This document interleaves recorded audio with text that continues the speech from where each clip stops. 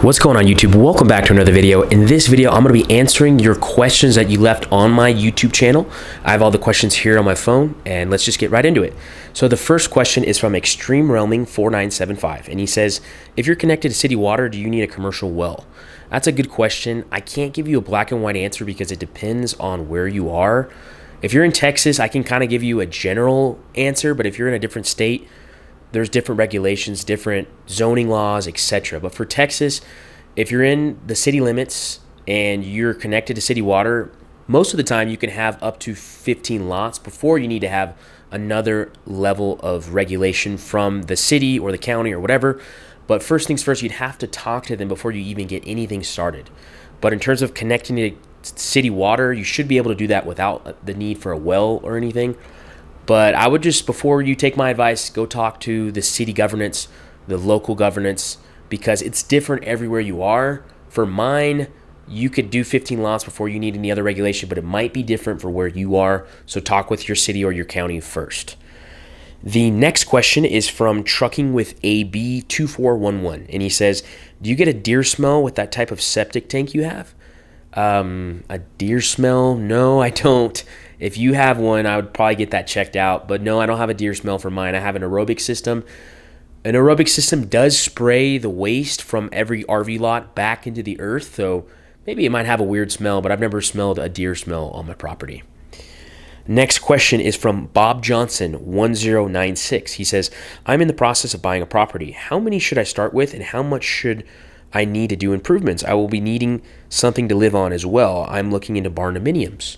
So good question, Bob. So I would say if you're in Texas, I would start with maybe 10 to 15 to get started. Anything over 15, you're going to need more regulation, probably a commercial well, etc. So I would stay beneath that threshold. 10 to 15 can get you anywhere from $5,000 to $7,000 a month in cash flow. So I would kind of keep it small. I would say 10 to 12 is like the golden number. 14 to 15 if you really want to max it out. But how much would you need for improvements? So for my property, I really crunched numbers. Apart from the land, I got all the construction done for $60,000.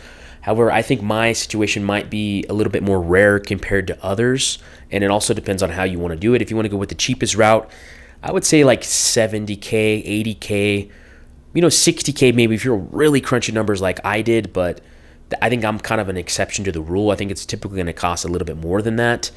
But for something smaller, 10 units, you can probably get it done for like $70K. I would recommend not using a fixed structure for your own place and where you're going to live, because according to certain Texas laws, if you have a fixed structure, it takes up more water than if you have a structure that's on wheels. So like RVs and tiny homes on wheels, etc. For some reason, they consider those to take up less water than a fixed structure. So I would say maybe use like a fifth wheel yourself, or use a tiny home on wheels or something on wheels. That way you don't have to limit the lots that are on your property. But good question, Bob. Next question is from E1 Innovations. He says, good info. I'm in Texas too. Were you able to do all that altering on the land while in seller finance? Good question. So yes, I did buy my property through seller finance. It's also called owner financing. It's essentially just a situation in which you buy a property, you make a down payment, and then you pay monthly payments to the owner until that property is yours. It's kind of like a rent-to-own situation. But in retrospect, yes, you can alter the land or the property while you are in the process of buying it and you're making those payments, as long as you're not damaging or taking value away from the property. For my property, I'm only adding value to the property, so the owner doesn't see that as an issue. It should state that in the contract, but if you're doing the opposite and you're taking value away from the property, the seller may have authority to take it from you. So make sure in the fine print you are understanding what's going on. But if you're adding value to the property, you shouldn't have to worry about it. You can alter it. You can cut trees, do whatever it is you need to do.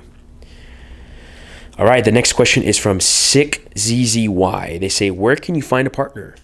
That's a good question. I would say partnership is difficult to come by. I would start with people that you know that you can trust, family and friends. I think going into business with a family is not as bad as you may think it is. However, it depends on what kind of family it is. If there's somebody that has money and they're motivated, I would say that's a good place to start. Your local friends. If you don't have anybody in that circle, I would try real estate groups.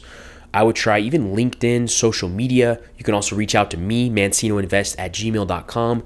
Tell me the ideas you have. Maybe we can get something going. I'd like to hear from you. But I would say start with people that you know that either have money or have experience and motivation. So like what I did with my partner is I had the money, my partner had the experience and the motivation. So I gave him the money, he pretty much got everything going, we split the profits.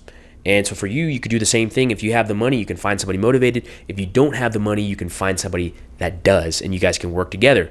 And you can find them online, real estate groups, like I said, etc. But yeah, that might be a couple places you can find them.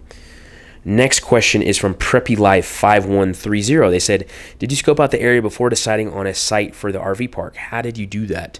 So yes, I did scope out my area for my land before starting an RV park. I think that's an important aspect. If you're going to buy land to start an RV park, see if there's other people in the area doing it as well. If they are, it's not a bad thing. It's actually a good thing. It shows that the concept is working. So in my area, there's actually a couple other campgrounds. So I knew, okay, this is possible. This is zoned for camping and RV parks, etc. But one thing that I could recommend in the process of buying a property is do a contingency clause. That means essentially you have a contract written up by a lawyer that you have the seller sign, which is the seller of the property, that essentially you are committed to buying the property, but you just want to make sure that the property is going to do what you want it to do. And if it doesn't, then you can back out of the deal without having to put any money in or anything. So I would recommend use a contingency clause when you're buying property or when you're looking at property, because if you buy a property and then you go try to figure out if it can do what you want it to do and it doesn't, you just wasted a lot of time, effort, and energy. So don't do that. But I would say yes, market analysis, super important. Make sure you're in a town where RV parks work already. I would say look at your neighbors, look at other RV parks, go drive by them. Are they full? If they are, that's a good sign. If they're not, maybe rethink it or maybe do something to kind of stand out from the rest of the market. But yes, I did do some market analysis and a contingency clause. All right, the next question is from Jaded Life. They say, hey Nash, thanks for sharing. Can you explain how you got your first loan to start on this RV park? I have a business renting RVs and I'm looking to buy land to develop a small RV park, but getting a loan right now is my biggest hurdle. I appreciate it in advance. Great question. I would say first place to go would be your circle of family and friends. Go to people you know that have money and pitch them this idea. Tell them that you're already renting out RVs. It's working really well. The market's very strong for this type of idea and you just want to expand on this idea. I would recommend kind of like what I did. I had the money and I linked up with somebody that had the experience and the motivation. So maybe you have the experience and the motivation, link up with somebody that has the money and you guys can work together and split the profits. If you don't have anybody in your family and friend group, I would recommend try private lenders. Actually, what I did, I actually secured about $250,000 worth of loans through Craigslist.com. I put up ads through the biggest cities, Dallas, Los Angeles, San Diego, etc., all over the US. And I pretty much put an ad with a picture and a little bit of information about what I was looking for. And I got tons of leads that way. So that's a good way to find private lenders. You can also go on Facebook groups to look for private lenders. You can even go on LinkedIn.com. But a traditional bank is going to be a little bit harder because they're going to want to see a profit and loss statement. And if you don't have that, I think private lenders are the best way to go, or family and friends to get started. But thank you so much for your question. I appreciate it. All right, and the last question is from RHB 3001. He says, I own 1 acre. Can it be done?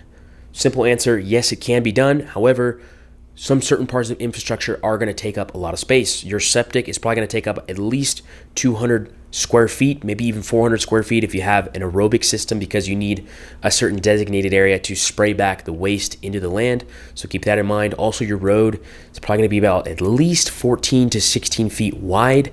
I would recommend if you have 1 acre of land, just do a one-way road. Do not do a two-way because it's going to eat up a lot of space. I would say tastefully you could fit about, anywhere from 5 to 10 spots. I would say the golden number is probably about 7. So you can make a good amount of cash flow, but first thing you got to do is talk to your county or your city you're in to get the info that you need on whether or not you can do it, because they're essentially the jurisdiction that's going to tell you whether it's possible or not. I've made a video on this about how many RVs you can fit per acre.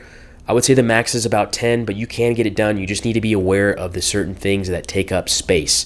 But thank you so much for watching, guys. Hopefully you got value out of this video. If you did, give it a thumbs up. Make sure to subscribe so you don't miss any of my future videos. If you want to reach out to me, I'm going to leave my email in the description. It's mancinoinvest youre@gmail.com. I can book a free consultation if you want to talk about what you got going on. We can chat about it. I'm open to partnerships, etc. So reach out. But I appreciate you guys watching. Thank you so much, and we'll see you in the next one.